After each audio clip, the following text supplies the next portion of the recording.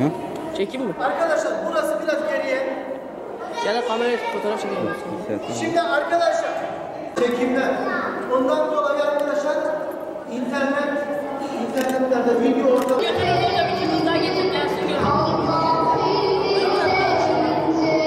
أعوذ بالله من الشيطان الرجيم بسم الله الرحمن الرحيم آمن الرسول بما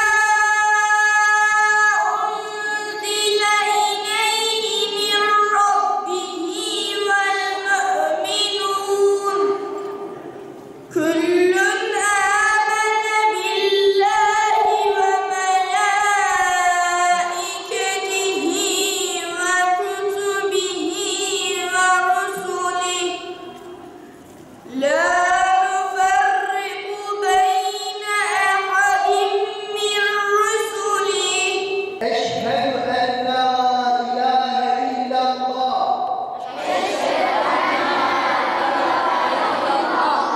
وأشهد أن محمدا عبده ورسوله بسم الله الرحمن الرحيم الحمد لله رب العالمين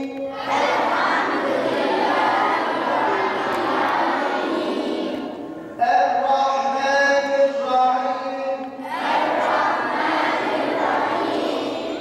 مالك يوم الدين. Diyanet İşleri Başkanlığımızın 17 Haziran 2019'da başlatmış olduğu Haydi Çocuklar Camiye Ahlakı Kur'an Olsun temasıyla başlatılan yaz Kur'an kursumuz Adıyaman Merkez Mehmet Kırçalı camimizde çok güzel bir program ile devam ediyor. Bugün camimizde öğrencilerimizin, Kur'an'a geçen öğrencilerimizin Kur'an'a geçiş programını düzenliyoruz.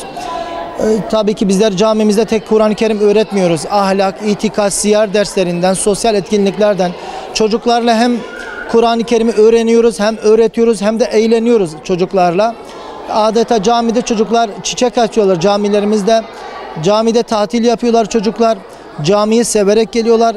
Bizler de bu sevince ortak olmak için hem velilerin hem öğrencilerin katılımıyla camimizde zaman zaman etkinlikler düzenliyoruz. Bugün de camimizde yaş bir pasta ikramımız olacak yaz Kur'an kursu öğrencilerimize. Zaman zaman haftanın her hafta bizler çocuklara ikramlarda bulunuyoruz. Değişik yöntemler ikramlarda bulunuyoruz. Peygamberimizin hayatını, İslam dinini, namaz kılmayı, Kur'an okumayı, yani çok mutluyum. Öyle. İkram sunacağız. Niçin? Yani Kur'an'a geçenler için. Kur'an-ı Kerim'i öğrendim. Şu an daha iyi tecvidiyle okuyorum. Abdest almayı öğrendim, namaz kılmayı öğrendim. Kur'an'a geçiş törenimizi yapacağız. Çok mutluyum gerçekten.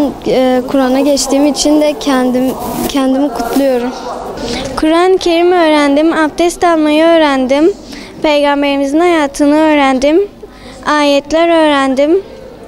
Dualar öğrendim. Evet, bugün burada neler yapacaksınız? Kur'an'a geçenler için bir tören yapacağız. Burada namaz kılmayı öğrendim. Kur'an'ı geçmeyi öğrendim. Namaz kılmayı öğrendim. Duaları öğrendim. Burada Peygamber Efendimiz'in nasıl yaptıklarını, nasıl vakit geçirdiğini öğrendim. Bugün burada Kur'an'dakilerin şeyini yapacağız, törenini.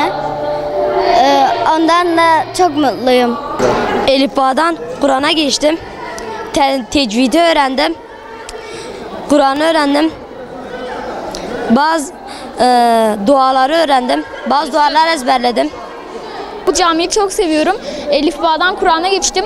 Çok mutluyum. Ali hocamızdan Allah razı olsun. Onu çok seviyoruz. Şu an bize bir programda ikramda bulunacak. Biz tecvidli Kur'an öğreniyoruz. Teşekkürler.